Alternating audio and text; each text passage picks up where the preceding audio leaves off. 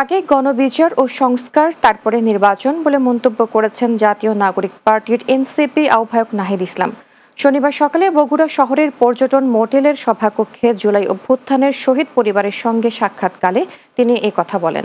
এ সময় নাহিদ বলেন, শহীদ ও আহত পরিবারের যারা আছে তাদের রাজনৈতিক, অর্থনৈতিক ও সামাজিক নিরাপত্তার ব্যবস্থা বাংলাদেশ সরকারের করতে হবে।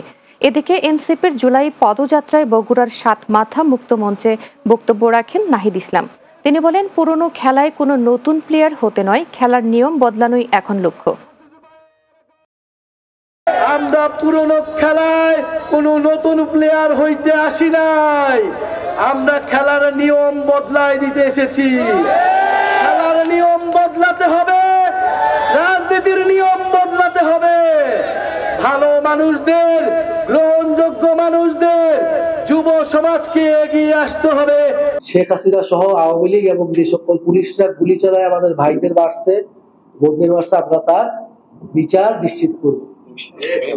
বিচার, সংস্কার, তারপরেই নির্বাচন।